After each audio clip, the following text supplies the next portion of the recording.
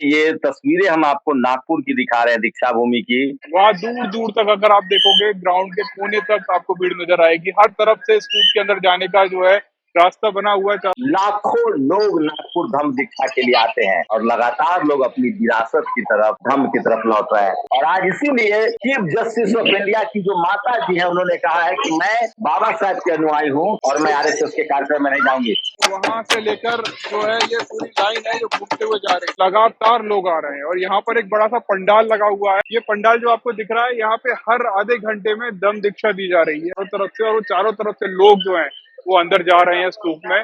और अभी भी हजारों लोग, लाखों लोग जो है इस ग्राउंड के बाहर भी हैं। और दुनिया भर के, आज जैसे अमेरिका, यूरोप में भारत से लोग, दुनिया भर के लोग पढ़ने जाते हैं। शंभू भाई, बहुत सारे अलग अलग शहरों और प्रदेशों से लोग आए हुए हैं। लेकिन भारत की जो जातिवादी मनुवादी सोच है, वो कहीं ना कहीं इसको नहीं दिखाता है। लेकिन अब सोशल मीडिया का दौर है और आज सम्राट अशोका विजयादशमी के दिन बाबा साहब ने दीक्षा ली थी और इसके उपलक्ष्य में नागपुर में, जो नागवंश की धरती है, जो दीक्षा भूमि भी है, वहाँ 10 लाख से ज्यादा लोग आते हैं। लेकिन कोई टीवी अखबार आपको नहीं दिखाएगा।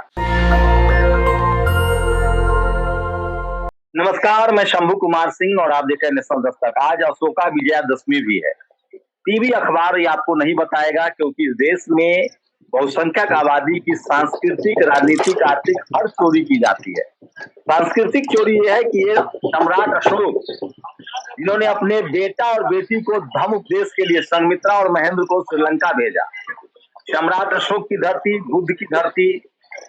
सोचिए, आज अशोका विजयादशमी और नागपुर, जहां बाबा साहब ने 1956 में धम्म की दीक्षा ली थी, चंद्रगुप्त मौर्य का धम्म, अजातशत्रु का धम्म, मगध के महाराज बिंबिसार का धम्म, अजातशत्रु का धम्म, वैशाली आम्रपाली का धम्म, भारत का धम्म जो दुनिया भर में फैला।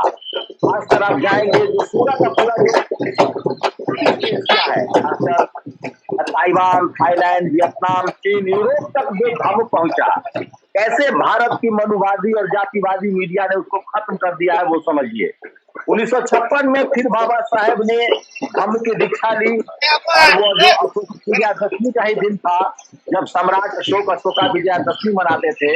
और सोचिए, अजातशत्रु का धम्म, बिंबिसार का धम्म, नागवंश का धम्म। आप जाइए देश में, चाहे बोध गया हो, राजगीर हो, चाहे आप वहाँ सम्राट अशोक का ससुराल था, काशी का स्तूप है। ये सब भारत जो है वो बुद्धमय भारत था। तब लुम्बिनी भी भारत का हिस्सा था, तब अफगानिस्तान भी भारत का हिस्सा था और वही अखंड भारत था जब भारत का विचार, भारत का धर्म बुद्धमय था। सम्राट अशोक के इस पूरे इतिहास को, चंद्रगुप्त मौर्य के इतिहास को, क्षत्रियों के इतिहास को, कोली वंश के इतिहास को, शाक्त वंश के इतिहास को, नंद वंश के इतिहास को, राजा घनानंद, इन सब जो बड़े जो विचारक हुए, और यहाँ तक कि लास्ट में संभाजी महाराज हो, शिवाजी महाराज, जिसने जिस विचार को अपनाया और जिस विचार से संविधान निकला है, उस विचार की ऐतिहासिक और सांस्कृतिक चोरी कैसे होती है वो दिखाऊंगा। आज सारा टीवी अखबार जो आरएसएस की जाति का है वो आपको 10 लेकिन नागपुर नहीं ले जाएगा।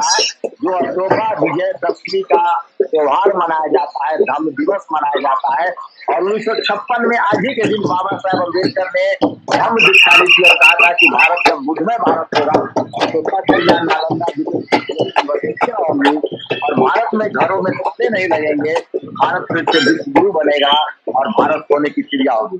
लेकिन सोशल मीडिया सच्चा मीडिया है, सोशल मीडिया बहुजन मीडिया है और तथागत बुद्ध चैनल है। मैनेजिंग एडिटर मालिक चाहिए और उसके मैनेजमेंट देख रहे अंजुल जो है तथागत लाइव चलाते हैं और वो हमारे साथ नागपुर से जुड़ रहे हैं। हर साल मैं आपको बता दूं, लाखों लोग नागपुर धम्म दीक्षा के लिए आते हैं और आज इसीलिए चीफ जस्टिस ऑफ इंडिया की जो माता जी है, उन्होंने कहा है कि मैं बाबा साहब के अनुयायी हूँ और मैं आरएसएस के कार्यक्रम में नहीं जाऊंगी। अंजुल के नजरों से, अंजुल के कैमरे से आपको नेशनल दस्तक पर हम दीक्षा दिखा रहे हैं। अंजुल, बहुत बहुत शुक्रिया हमें समय देने के लिए। और शंभू भाई बहुत आ गए थे। मैं शंभू भाई सुबह से आया हुआ हूँ, लगभग 11-12 बजे के करीब आ गया था यहाँ पर। और आप देखोगे अभी मैं दीक्षा भूमि के जो मेन स्तूप है वहीं पर खड़ा हुआ हूँ, और यहाँ पर बहुत सारे लोग आ रहे हैं, लगातार आ रहे हैं। सामने एक जो है लाइन है, ये लाइन जो है लगभग जो है 4 किलोमीटर दूर से शुरू हो जाती है, और ये लाइन लगातार चलती जा रही है। और आप यहाँ पर देखोगे तो ये लाइन ये घूमते हुए जो है पूरा यहाँ से जरा होते हुए, लाइन दिखाइए हमें, हमारे दर्शकों को, और थोड़ा दूर से जूम करके दिखाइए कि कितनी संख्या में लोग आते हैं। वहां पर अगर आप देखेंगे तो वहां से लेकर जो है ये पूरी लाइन है जो घूमते हुए जा रही है।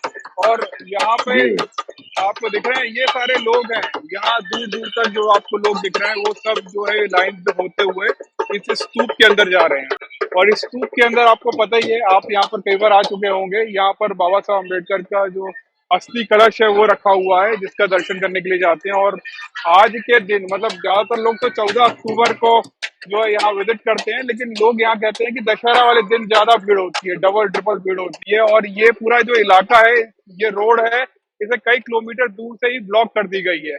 वहां से लोग पैदल चलकर आते हैं यहाँ तक, और कितने जबरदस्त कितने यहाँ पर कितने किलोमीटर दूर ब्लॉक किया गया है रोड को? ये मुझे लगता है कि करीब 4 से 5 किलोमीटर दूर दूर तक इसे ब्लॉक कर रखा है, और वहां से कार वगैरह नहीं आ सकती, आपको पैदल चलकर आना पड़ता है। और यहाँ उसके बावजूद लगातार लोग आ रहे हैं, और यहाँ पर एक बड़ा सा पंडाल लगा हुआ है। ये पंडाल जो आपको दिख रहा है, यहाँ पे हर आधे घंटे में दम दीक्षा दी जा रही है। बुद्धिज्म, जो बुद्धिस्ट बनना चाहता है वो यहाँ पर जो है बुद्धिस्ट बनने के लिए फॉर्म भर रहे हैं। आपको वो भी दिखाता हूँ मैं अंदर से। अगर आप यहाँ पर आएंगे तो यहाँ पर फॉर्म अच्छा, भरा जा रहा है। और नॉर्मल लोगों के लिए इंटरनेट काट दिया जाता है, जैमर लगा दिया हाँ, जाता है। हाँ, अभी हमारे पास जो है यहाँ पर वाईफाई का कनेक्शन लिया है, इस वजह से हम जो है यहाँ पर कनेक्ट हो पा रहे हैं। और यहाँ पे ना 4 बजे तक का था, शायद अभी प्रोग्राम खत्म हो गया है। यहाँ पर बद्दे जी बैठे हुए हैं स्टेज पर। ये लोग जो है यहाँ पर दम दीक्षा, बाबा साहब अम्बेडकर की जो 22 प्रतिज्ञाएं थी वो लोगों को करवा रहे थे, और उनको सर्टिफिकेट दे रहे थे बुद्धिज्म का। और यहाँ पर सारे लोग जो बैठे हुए हैं वो सब जो है 22 प्रतिज्ञाएं ले रहे थे। अगर आप यहाँ पे अंजुल देखोगे, यहाँ अंजुल पे लिखा भी है। आपके वाईफाई का रेंज कितना दूर तक होगा, अगर वो लाइन के पास आप जा सके, जो कतार जो है वो पूरे दिन लगा रहता है। यहाँ पर ये कतार बाबा साहब और बुद्धा का स्टैचू भी लगा हुआ है। और यहाँ पे आप देखोगे तो ये सारी जो लाइन दिख रही है ना, ये लाइन जो है वही कतार है। वो कतार जो है बाबा साहब अम्बेडकर के स्तूप के अंदर जा रही है। और यहाँ से ना जो बाहर वाली कतार है वो दिखाना थोड़ा मुश्किल है, क्योंकि जैसे बाहर जाऊंगा वाईफाई कनेक्शन जो है कट जाएगा और नहीं हमारा नहीं, आप संपर्क वहीं टूट बने जाएगा। रहिए। लगभग अनुमान लगाइए कितने लाख लोग आते होंगे धम्म दीक्षा पर नागपुर? मैं सुबह जब अपने होटल से निकला था तो वहां पर एक जनरल कैटेगरी के ऑटो वाले थे। उनका ये कहना था कि हम ज्यादा पास तक नहीं जाएंगे, क्योंकि यहाँ 3 दिन से जो है लाखों लोग आना स्टार्ट हो जाते हैं। चारों तरफ से जो है रास्तों को ब्लॉक कर दिया जाता है।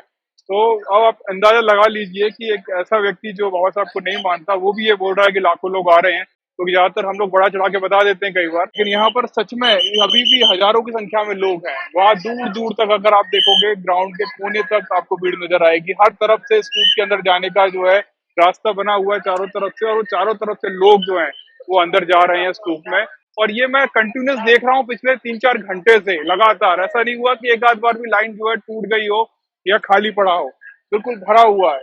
और अभी भी हजारों लोग, लाखों लोग जो है इस ग्राउंड के बाहर भी हैं। कोई कोई टेलीविजन चैनल का, अखबार वालों का ओबी वैन दिखा, जो राष्ट्रीय मीडिया जो अपने आप को क्लेम करते हैं, या मराठी न्यूज चैनलों का कोई ओबी वैन दिखा आपको? और सोचिए, ये तस्वीरें हम आपको नागपुर की दिखा रहे हैं, दीक्षा भूमि की। 1956 में आज ही के दिन बाबा साहब ने धम्म दीक्षा ली थी। वो धम्म दीक्षा जो भारत के लिए गौरव का विषय है, जिसमें सम्राट अशोक का धम्म था, बिंबिसार का धम्म था, अजातशत्रु का धम्म था, जो शाक्यों का धम्म था, जो क्षत्रियों का धम्म था, जो खत्तियों का धम्म था, जो घनानंद का धम्म था, जो नंद वंश का धम्म था, और कैसे उस पूरी विचारधारा को खत्म कर दी गई। और मैं फिर कह रहा हूँ, जब भारत बुद्धमय भारत था तो यहाँ तक्षशिला, नालंदा, विक्रमशिला जैसी यूनिवर्सिटियां थी, बराबरी था, इक्वालिटी थी, फ्रेटर्निटी थी, समानता थी। तो आज सम्राट अशोक विजयादशमी भी है, इस देश की जो महान परंपरा है। जब भारत अखंड भारत हुआ करता था, कहीं ना कहीं हम ज्ञान विज्ञान के केंद्र थे। फायान, हेनसांग जैसे लोग यहाँ आते थे और दुनिया भर के आज जैसे अमेरिका, यूरोप में भारत से लोग, दुनिया भर के लोग पढ़ने जाते हैं। एक समय था जब भारत में दुनिया भर के लोग आते थे, जब भारत बुद्ध में भारत था, जब बुद्ध बुद्धिस्ट गुरु कहलाए और ज्ञान का केंद्र था, सोने की चिड़िया कहलाता था, तब भारत दुनिया से व्यापार करता था। सोने का व्यापार होता था। आज यूएसए का स्तंभ देख सकते हैं, अखंड भारत समस्त अशोक का जब भारत था। और कैसे जातिवाद मनुवाद यहाँ पनपा, खंड खंड में लोगों को जातियों में बांट दिया गया। और धीरे धीरे भारत की जो जो जो गौरवमय भारत था उसको बहुत नुकसान पहुंचा। लेकिन धीरे धीरे जब से आजादी के बाद संविधान लागू हुआ है, फिर से भारत के लोग जाति और धर्म से उठकर एक हो रहे हैं। लेकिन सवाल ये है कि हिंदी अखबार आपको अशोक विजयदशमी धर्म दिवस में दिखाएगा। अजीत क्या बता रहे थे, तो कोई टेलीविजन वैन होगी, वैन कोई चैनल तो आपको दिखे नहीं वहाँ? नहीं नहीं, बिल्कुल बिल्कुल बिल्कुल, मुझे ऐसी कोई भी वैन अभी तक तो नजर नहीं आई। खासतौर पे अंदर यहाँ पर एक मीडिया के लिए एक स्पेस भी बना रखा है। वहां पर ज्यादातर आप देखेंगे एक चैनल है UCN बुद्धा या आवाज इंडिया, या ऐसे वो लोग थे जो बुद्धिस्ट हैं और उन्होंने अपना चैनल चालू किया सोशल मीडिया पे, केबल चैनल पर। वही लोग नजर आए अभी तक मुझे। कोई भी मेन स्ट्रीम मीडिया का चैनल अभी तक तो मुझे नजर नहीं आया। हो सकता है कोई 10 मिनट के लिए आया हो, आकर चला गया हो, तो मैं कह नहीं सकता। तो मतलब सोशल मीडिया और खासकर बहुजन मीडिया के कितने लोग आपको दिखे वहाँ? बहुत सारे लोग। आप ये सोचिए कि जो लोग राजस्थान में रह रहे हैं, या जो लोग जो है दिल्ली के हैं, या फिर अलग अलग स्टेट्स में रह रहे हैं, वो लोग यहाँ टकरा रहे हैं जिनसे हम सालों में कभी नहीं मिल पाते। लेकिन ये एक ऐसी जगह है जहाँ ज्यादातर लोगों से मेरी मुलाकात हो रही है। कोई साउथ से है, वो मुझे मिला। कोई जो है छिंदवाड़ा से है, तो वो मेरे उससे मुलाकात हुई मेरी। तो बहुत सारे सोशल मीडिया के लोग अपनी जेब से पैसा लगाकर यहाँ पर आ रहे हैं, और ये सब चीजें दिखाने के लिए, क्योंकि उन्हें पता है कि मेन स्ट्रीम मीडिया तो दिखाएगा नहीं। तो वही लोग जो है ये सारी भीड़ दिखाने की कोशिश कर रहे हैं। मैं भी एक उसी तरह से ग्वालियर से चलकर आया हूँ। मैं चाहता था कि ये सब लोग देखें। तो कितने घंटे का शूट किया आपने? सारे जो जो पूरा की पूरी खबर है, पूरी जो भीड़ है, वो हम लोग भी तथागत लाइव पर जाके देखेंगे। कितने घंटे का शूट है आपका? बिल्कुल, मैं अभी लगातार जो है यहाँ रात तक हूँ, और कोशिश कर रहा हूँ वो हर एक पल जो आप लोगों को देखना चाहिए, किस तरह से यहाँ पर स्टॉल लग रही है, किस तरह से लोगों अलग अलग राज्यों से आ रहे हैं, और कुछ खास ऐसी चीजें जो आमतौर पे हम लोगों को नजर नहीं आती, वो सब चीजों को मैंने शूट किया है। और मैं पूरा एक ब्लॉग, एक स्टोरी फॉर्मेट में बनाऊंगा उसको, और अपने चैनल जो तथागत लाइव पर डालूंगा। मुख्यमंत्री अमूमन जो महाराष्ट्र के मुख्यमंत्री होते हैं वो धम्म दीक्षा के दिन यहाँ आते हैं या भीमा कोरेगांव जाते हैं। क्या इस बार फडणवीस आए हैं वहाँ? और सरकार की तरफ से कुछ इंतजाम किए गए हैं जो जो बुद्धिस्ट हैं और जो वहाँ आ रहे हैं धम्म दीक्षा पर सम्राट अशोका विजयदशमी के दिन? देखिए यहाँ पर अभी जो ये आप देखेंगे पुलिस वाले हैं, यहाँ पर पंडाल वगैरह लगे हुए हैं, तो सरकार ने ही करवाया होगा। लेकिन मुझे अभी तक कोई नेता राजनेता नहीं दिखा, ना ही मुझे कोई मिला। सुबह के टाइम कुछ लोग यहाँ पर आमदार खासदार बोलते हैं, उनमें से कुछ लोग आए थे, लेकिन अभी तो मुझे कोई नजर नहीं आया। और ये बहुत अजीब बात है। मतलब आप लोगों को इन सबका वोट चाहिए, लेकिन ऐसे प्रोग्रामों में नहीं आना एक बड़ा अटपटा सा लेकिन लगता कम से है। कम नितिन राउत जो नागपुर के विधायक है, वो मेरे दोस्त भी है, बुद्धिस्ट भी है, वो जरूर आए होंगे। राजेंद्र पाल गौतम जो कांग्रेस के इसी डिपार्टमेंट के चेयरमैन है, वो शायद नागपुर पहुंचे हैं। मुलाकात हुई क्या? अभी शाम के टाइम यहाँ पर कुछ प्रोग्राम है, बनते विनाचार्य जी हैं और बहुत सारे लोग हैं। मैं वहां पर जाऊंगा, अगर मेरी मुलाकात होती है तो उनसे भी बातचीत करूंगा। लेकिन वो मतलब कुछ देर में प्रोग्राम शुरू होगा उनका, तब शायद वो लोग आए। तो क्या सिर्फ महाराष्ट्र, लोग कह देते हैं कि दीक्षा भूमि पर सिर्फ महाराष्ट्र के लोग आते हैं, क्या देश कुछ लोगों से बात कराना संभव है जो देश के दूसरे हिस्सों से भी आए हों? देखिए अभी कहाँ से आए आप? सर मैं बालाघाट लांडी। बालाघाट से आए हैं? जी सर। बालाघाट मध्य प्रदेश में छत्तीसगढ़ से आता आए है। हैं ये? मध्य प्रदेश। हाँ जी। मध्य मध्य प्रदेश प्रदेश और से आए छत्तीसगढ़ हैं। का बॉर्डर है। जी जी बिल्कुल बिल्कुल जी बिल्कुल। जी। और ऐसे बहुत सारे लोग मिलेंगे। आप कहाँ से आई हैं? कहाँ से आई हैं आप? शाहपुर, ये महाराष्ट्र में आता है। तो आज ही के दिन यहाँ पर क्यों आई हैं आप? क्या था आज खास? आज के दिन नागपुर की दीक्षा भूमि में अपने अनुयायियों के साथ में बौद्ध धर्म की दीक्षा ग्रहण किया था।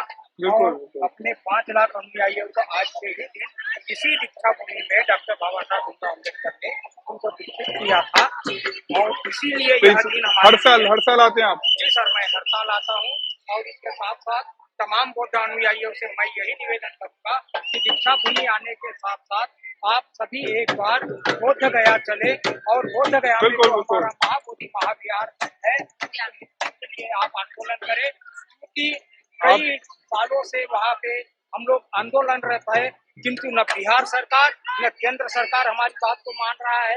इसलिए आप सभी बौद्ध अनुयायियों से मेरा निवेदन है कि जिस प्रकार से आप लोग इस दीक्षा भूमि में आते हैं उसी प्रकार से एक बार आप सभी लोग काफी जागरूक हैं। मतलब आप ये देखिए, जो बोध गया का जो आंदोलन है उसके लिए भी आवाज उठा रहे हैं। आप कहाँ से आए हैं? जी बिल्कुल बिल्कुल। यवतमाल पुसद से आए। कहाँ से? यवतमाल पुसद। यवतमाल से आए हैं आप? हाँ। तो यहाँ पर ज्यादातर जो है आप देखेंगे शंभू भाई, बहुत सारे अलग अलग शहरों और प्रदेशों से लोग आए हुए हैं और धीरे धीरे सोशल मीडिया की वजह से फिर से लोगों तक खबरें पहुंच रही है। और एक आज की बड़ी खबर है, जो चीफ जस्टिस ऑफ इंडिया है गवई साहब, उनकी मां ने इनकार कर दिया है कि मैं आरएसएस के कार्यक्रम में शामिल नहीं होंगी। और उनकी माता जी जो है वो बोधगया आई थी, बोधगया आई थी। डाटे में फिर कह रहा हूँ, 1956 में सोचिए, 1956 में बाबा साहब अम्बेडकर ने जब धम्म की दीक्षा ली थी, उस समय लगभग 5 लाख लोगों ने उनके साथ धम्म दीक्षा ली थी। और अब कारवा बहुत बड़ा हो गया है इस देश में, बुद्धिस्टों की संख्या तेजी से बढ़ रही है। मैं आपको बता दूं कि बुद्धिज्म जो है वो कोई धर्म नहीं है, विज्ञान है, सोशल साइंस है, इक्वालिटी फ्रेटर्निटी की बात करता है, समानता की बात करता है। और इसलिए बाबा साहब ने बहुत गहन विचार के बाद मगध से जो विचार दुनिया भर में फैला, बिहार में, अभी बिहार में ही हूँ और बिहार का नाम भी बिहार है, यहाँ पे जो विचार फैला, जो अजातशत्रु का धम्म था, जो बिंबिसार का धम्म था, आम्रपाली का धम्म था, जो नंद वंश, शाक्य वंश, कोली वंश, क्षत्रियों का जो धम्म था, जिसको आज क्षत्रिय कहते हैं, इन सबके जो विचार थे, धम्म थे, जो तक्षशिला, नालंदा, विक्रमशिला जैसी यूनिवर्सिटियां थी, जो ज्ञान विज्ञान का केंद्र था भारत, जो उसके जो विचार थे, जो पूरे साउथ ईस्ट एशिया में फैला है, जापान, थाईलैंड, कोरिया, वियतनाम, इन सब जगहों पर, यूरोप तक गया है।